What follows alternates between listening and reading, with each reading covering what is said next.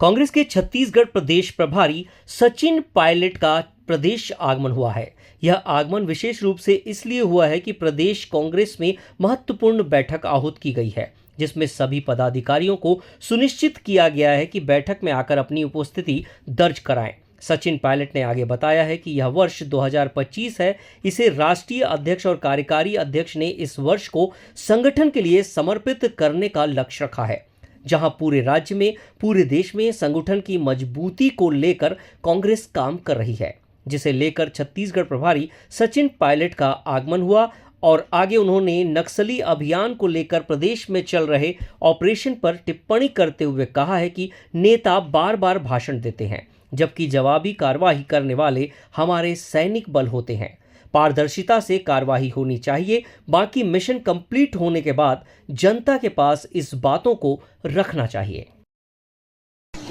सभी विधायकों से हम लोग चर्चा करेंगे और सदन के अंदर, क्योंकि प्रशासन, सरकार और भाजपा का जो कार्यकाल रहा पिछले 1.5 साल से हम सब लोग देख रहे हैं, और सबसे महत्वपूर्ण मुझे लगता है कि जो लॉ एंड ऑर्डर है, कानून व्यवस्था है, वो बहुत लचर है।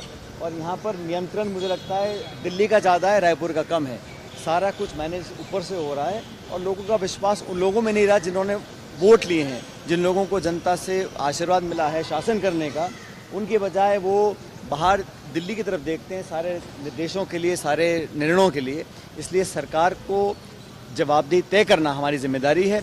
सदन के अंदर हमारे विधायकों ने बहुत प्रभावशाली तरीके से मुद्दों को उठाया है, लेकिन स्टेट के जो इश्यूज़ हैं उन पर चर्चा करेंगे और सभी विधायकों से चर्चा करने के बाद आने वाले मानसून सत्र की रणनीति बनाएंगे। हम तो शुरू से ही हिंसा के खिलाफ हैं और LWE जो एक्सट्रीमिस्ट लोग हैं, जो हिंसा का प्रयोग करते हैं, उसके खिलाफ हमेशा से कांग्रेस पार्टी रही है।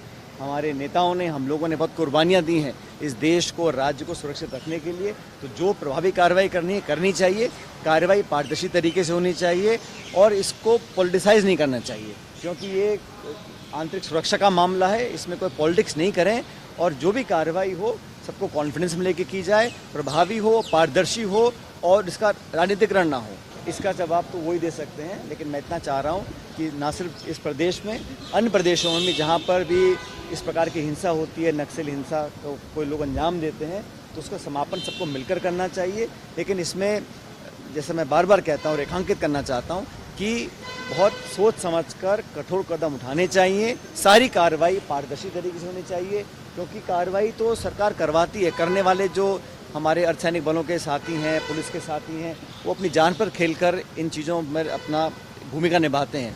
तो कार्रवाई पारदर्शी हो, जवाबदेही लोगों की तय होनी चाहिए और जो भी निष्कर्ष ऐसा निकले उसका लाभ जनता को मिलना चाहिए। देखिए, मैं कहता हूँ बार बार भाषण देने से नहीं होना चाहिए, ज़मीन पर कार्रवाई होनी चाहिए और लोगों को अंत में इस पूरा जो अब तक का घटनाक्रम रहा हिंसा का, लोगों को ने शहादत दी है, बहुत लोग ने अपनी बलिदान दे चुके हैं, उसका लोगों को, जो प्रदेश के लोग हैं, उसका लाभ उनको मिले और हिंसा के रास्ते को लोग छोड़ें, हम सभी लोग चाहते हैं। Thank you.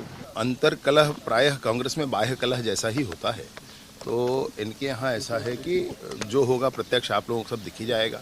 बहुत सारे सीन आप आज ले सकते हैं जा करके।